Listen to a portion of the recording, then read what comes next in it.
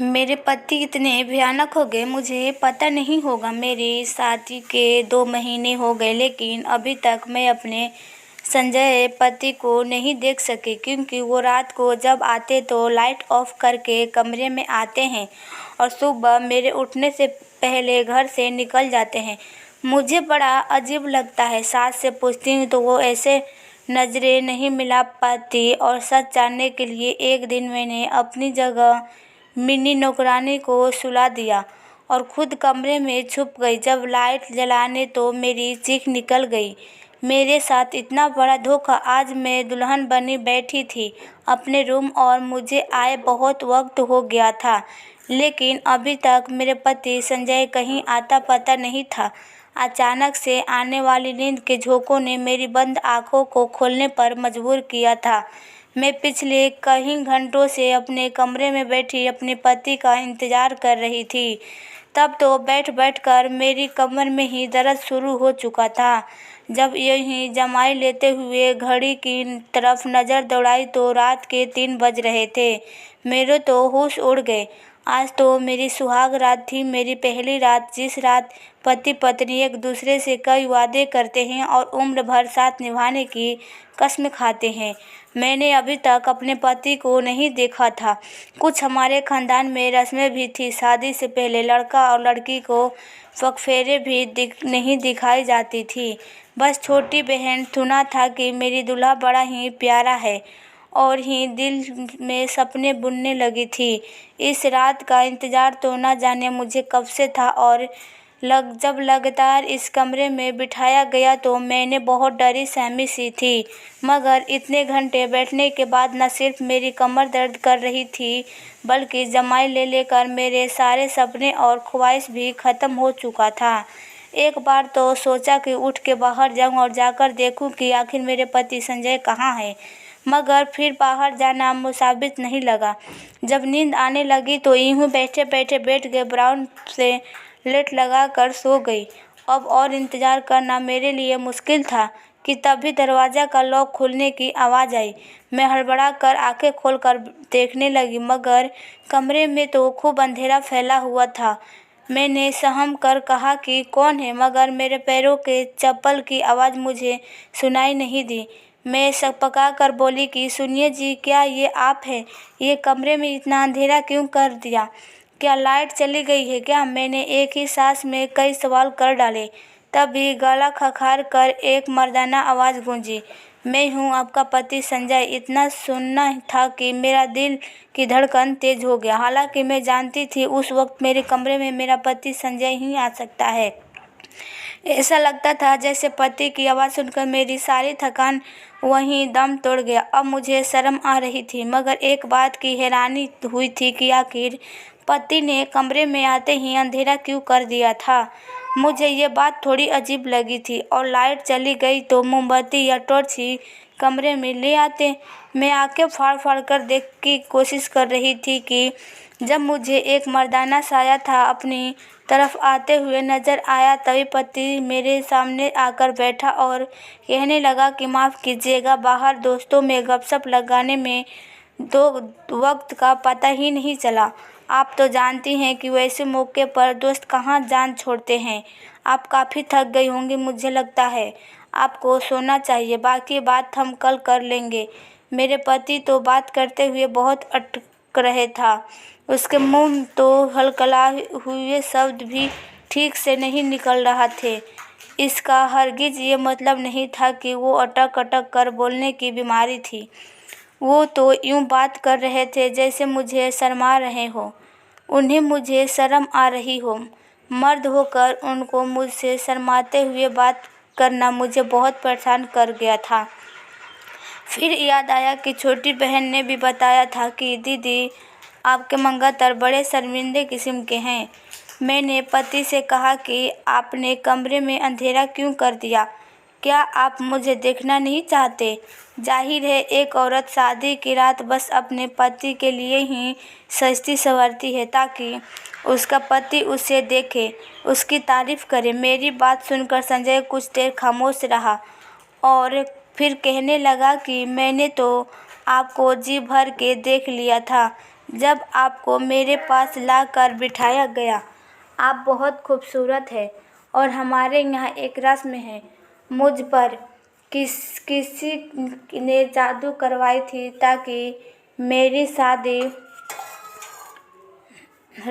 शादी ना हो सके। इसलिए पंडित जी ने बताया कि तुम्हें कुछ दिन तक रात को अंधेरे में पत्नी के पास जाना है। मुझे ये बात बड़ा अजीब लगी थी, मगर उस वक्त मैंने इस बात को सच मान लिया, क्योंकि पहली ही रात मैं किसी बहस में नहीं पड़ना चाहती थी। उस रात मैंने सोने के लिए लेटी तो मेरा पति पहले ही लेट चुका था। दिल में एक ख्वाहिश थी कि पति का चेहरा देखूं। आखिर वो मेरा पति बन चुका था। जब वो बारात लेकर हमारे यहाँ आए थे तब भी उनके चेहरे पर सेहरा बांधा गया था, जिसमें फूलों की लड़ियों से मुझे उनका चेहरा दिखाई नहीं दिया था। रात गुजर गई। मैंने सोचा कि चलो ये रात भी गुजर जाने दो, चंद घंटे की तो बात है। सुबह होते ही मैं अपने पति को देखूंगी।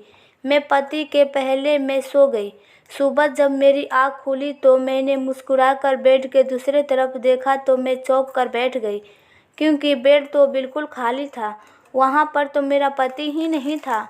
वॉशरूम भी खुला था। मैं हड़बड़ा कर उस पर बैठ के कमरे से बाहर निकल आई। बाहर आकर देखा तो मेरी सास मंजू परेशान से बैठी थी।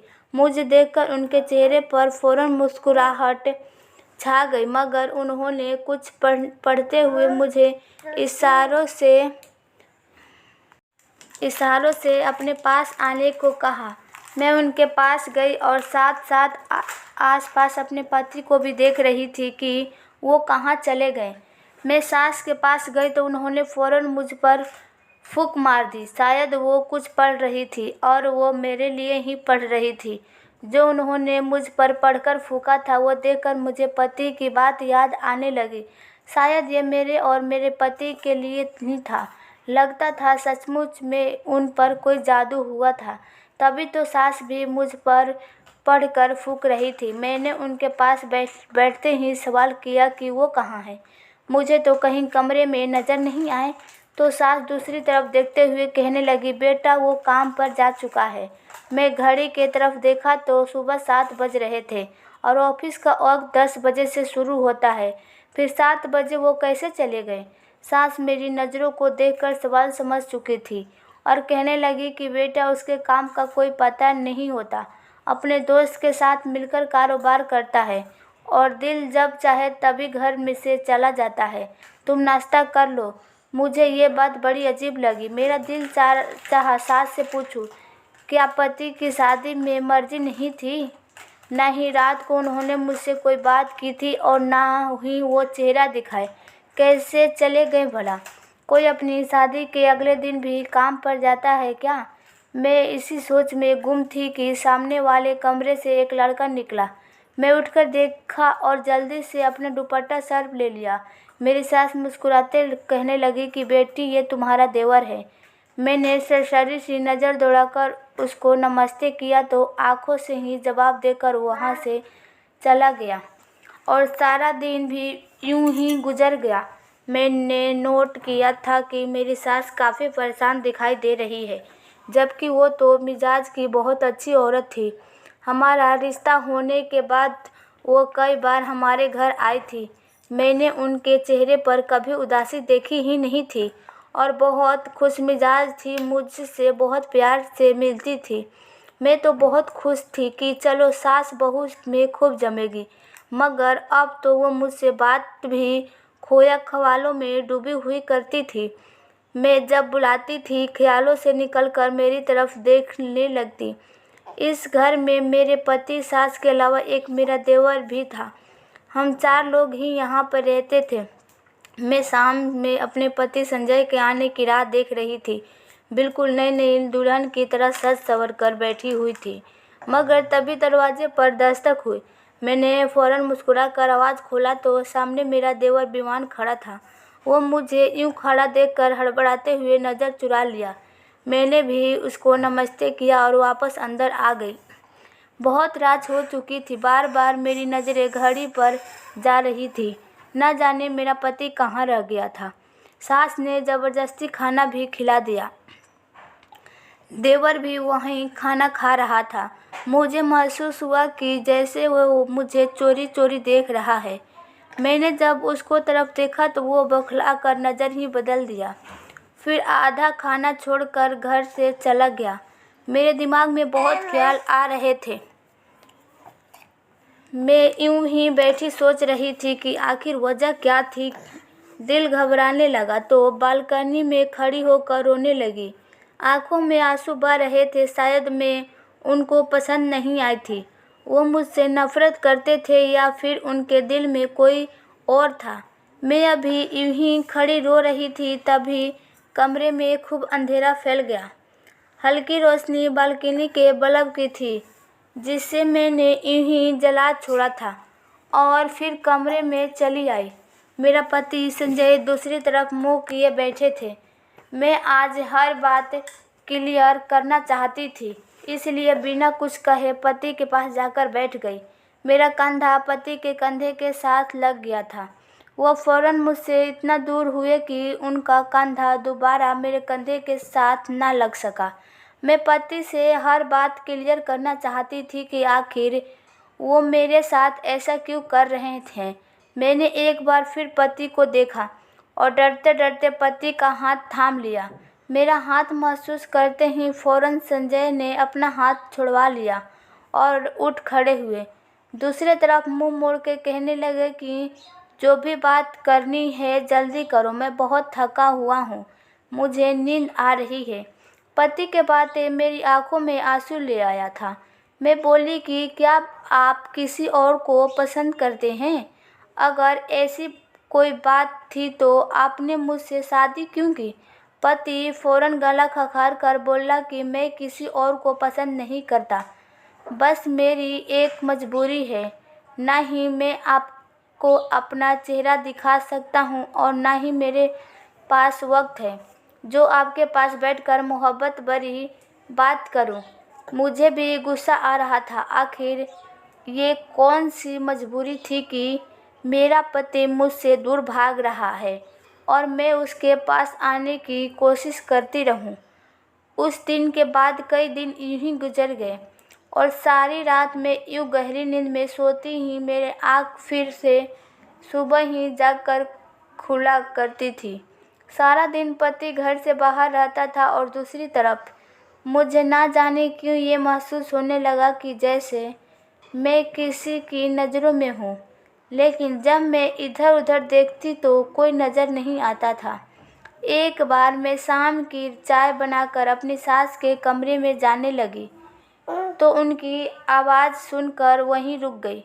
वो शायद किसी से फ़ोन पर बात कर रही थी और बार बार वो एक ही शब्द दोहरा रही थी कि पता नहीं कौन सा, लेकिन मेरी सास उनकी विनती कर रही थी। ना जाने मेरी सास को कौन ब्लैकमेल कर रहा था। मैंने जब उनके कमरे का दरवाज़ा खटखटाया, कमरे में दाखिल हुई तो वो फ़ोन बंद करके अपने आंसू पोंछने लगी। मैंने उनके रोने की वजह पूछी तो वो कहने लगी कि उनका भाई राहुल है, उनसे नाराज़ है। कई साल हो गए उनके सीधे मुंह बात ही नहीं कर रहा है, ना ही कभी उनसे मिलने आता है। वो उनकी फ़ोन कर रो रो कर विनती कर रही थी।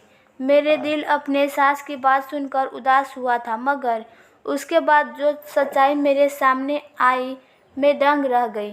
चंद दिन बाद ही सास की बहन उनसे मिलने आ गई। मुझसे भी बड़े प्यार से मिली, खाना भी हमारे साथ खाया। मैंने ये महसूस किया था कि सास और देवर दोनों को खाना खाना नागार सा लग रहा था। मेरा देवर तो खाना खाते ही अपने कमरे में चला गया और जब देवर के ये तेवर मौसी ने देखी तो वो मेरी सास से कहने लगी कि तुमने विमान का रिश्ता बचपन से ही मेरी बेटी से तय किया था। अब तुम मुझे बताओ कि कब तक मेरी बेटी को बहू बनाकर लाओगी। मेरी सास अपनी बहन को टालमटोल कर रही थी। मुझे ये महसूस हुआ कि जैसे वो विमान की शादी अपनी बहन की बेटी से करवाना ही नहीं चाहती। अगले दिन मेरी सास अभी सो रही थी। मैं और मौसी जाग गए। मैं किचन में अपने लिए नाश्ता बना रही थी, तभी मौसी भी वहीं आ गई। मुझसे कहने लगी कि मैं उनके लिए भी नाश्ता बना दूं। मैंने उनके लिए भी नाश्ता बनाया और हम एक साथ साथ नाश्ता करने लगे। मौसी मुझसे कहने लगी, संजय नज़र नहीं आ रहा, क्या अब तक सोया पड़ा है? कल से मैं आई हूँ, उस लड़कों को मिलने को भी इच्छा नहीं हुई। मैंने कहा वो सुबह सवेरे ही काम पर चले जाते हैं। कहने लगी, चलो सुबह चला जाता है तो रात को वापस कब आता है? मैंने कहा वो बहुत देर से आते हैं। मेरी बात पर मौसी खामोश हो गई थी। फिर अपनी चाय पीने लगी। मुझे एकदम से अपनी सास की भाई का ख्याल आया तो मैंने भी जिक्र किया। मैंने कहा, आपके भाई साहब किस बात पर इतना ज़्यादा नाराज़ है कि रोज़ मेरी सास उनसे विनती करती है, लेकिन वो तो अपनी बहन पर ज़रा भी तरस नहीं खाते। मेरी बात सुनकर मौसी हैरत में पड़ गई। कही, कौन सा भाई? हमारा तो कोई भाई ही नहीं है, हम बस दो बहनें ही हैं। ये बात सुनकर मैं दंग रह गई। अगर मेरी सास को कोई भाई नहीं तो वो रो रो कर किससे विनती करती थी कि वो वापस आ जाए, एक बार उनसे मिल ले। मौसी भी नाउम्मीद हो गई थी और मेरी सास कहने लगी कि विमान उनकी लड़की से शादी नहीं करना चाहता था। मैंने कहा, क्यों? तो वो कहने लगी कि उसकी मर्जी नहीं है। मैंने कहा, अगर मर्जी नहीं थी तो इतने साल से क्यों बात जोड़े थे रखे थे, पहले इनकार कर देते।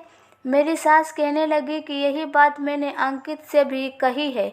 मैं अपने दोनों बेटे के हाथों बहुत दुखी हो चुकी हूँ। दोनों की मर्जी के मालिक हैं। ये कहकर वो रोने लगी और मैं उन्हें तसल्ली देने लगी।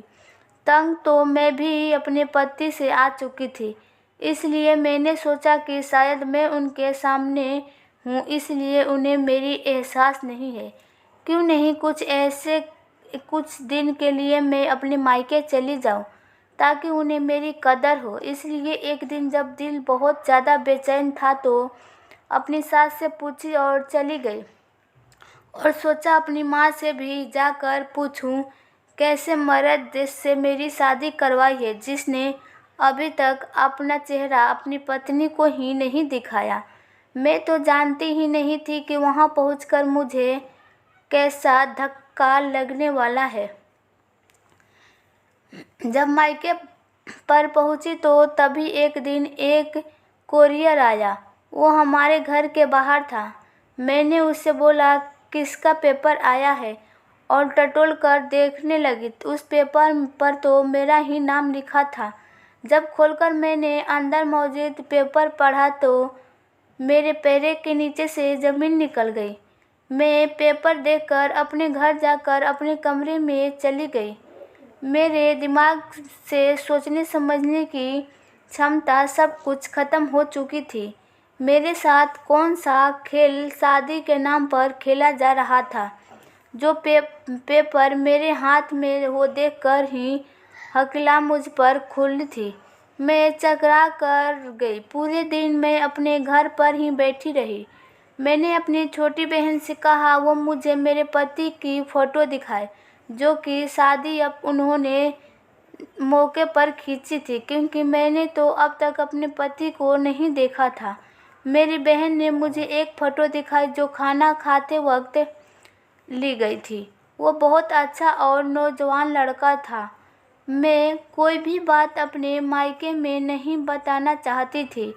मैं कुछ दिन बाद ही वापस ससुराल चली गई।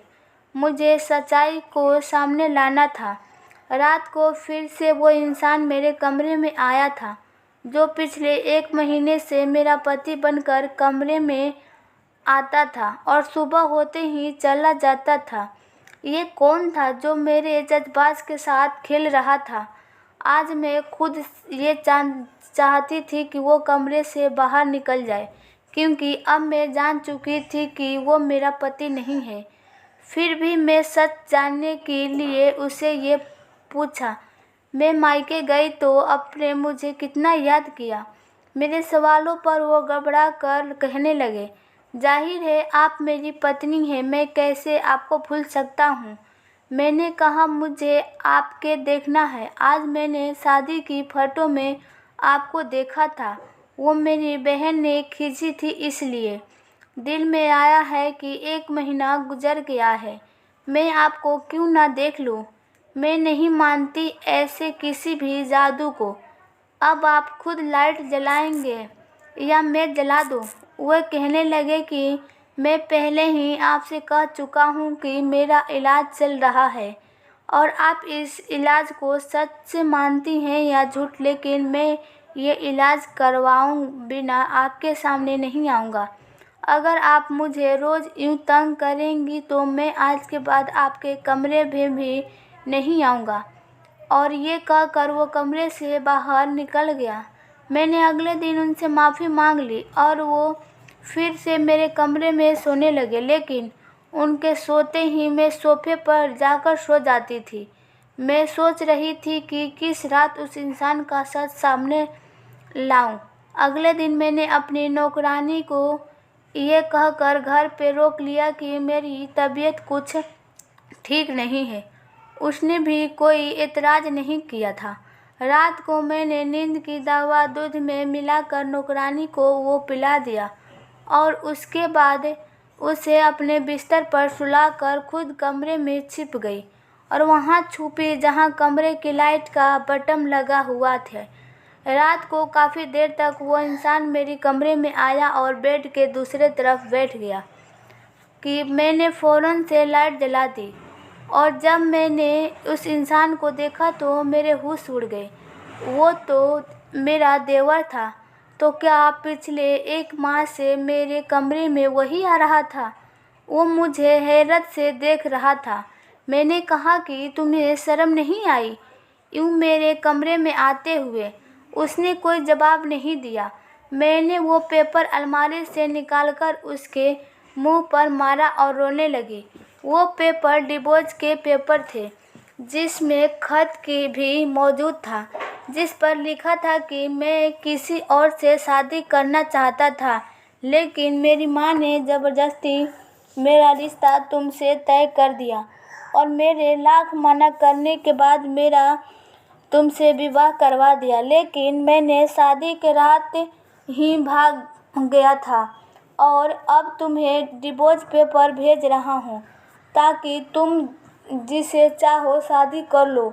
उस वक्त वो चकरा कर रह गई थी। जब मेरा पति शादी की पहली रात भाग गया था तो कौन मेरे कमरे में आता था और मेरा देवर मुझे धोखा दे रहा था। मैंने उसका कॉलर पकड़कर उसे झकझोर कर रख दिया कि उसने मेरे साथ ऐसा क्यों किया। वो कहने लगा, मैंने आज तक आपके साथ कुछ नहीं किया, आपको ये मुझे शर्मिंदगी उठाने पड़े। मैंने जो कुछ किया अपनी माँ के कहने पर किया है, क्योंकि विनायक भाई शादी की रात ही भाग गए थे। मेरी माँ डर गई थी कि अगर ये बात फैल गई तो क्या होगा, इसलिए मुझे कमरे में जाने को कहती ताकि आपको इस बात को शक ना हो जाए और बात बंद मुट्ठी में ही रह जाए। लेकिन मैंने आपके साथ कुछ भी गलत नहीं किया। मैंने कहा, मैं यहाँ सिर्फ सच जानने आई थी। तुम्हारा भाई मुझे डिवोर्स दे चुका है, इसलिए मेरा इस घर में कोई रिश्ता नहीं। मैं अगली सुबह अपने मायके चली गई और सारी बात अपने घर वालों को बता दी। मगर कुछ माह बाद मेरी सास हमारे घर आ गई। उन्होंने मेरे घर वालों से माफ़ी मांगी और मेरा रिश्ता अंकित के लिए मांगने लगी। कहने लगी, अगर अपनी बेटी की शादी की तो आपके अच्छा रिश्ता नहीं मिलेगा। गलती मेरे बेटे का है और मैं और सजा आपकी बेटी को क्यों काटनी पड़े। मैंने विनायक से बहुत विनती की कि वो वापस आ जाए, लेकिन वो नहीं आया और इसके लिए मैं बहुत शर्मिंदा हूँ। लेकिन मैं अपनी गलती को सुधारना चाह रही हूँ। मेरे मम्मी पापा ने मेरा विवाह अंकित से करवा दिया। सच्ची कहते हैं कि एक औरत ही औरत का घर बर्बाद भी करती है और आबाद भी। आज मैं अंकित के साथ बहुत खुश हूँ। अंकित और मेरी सास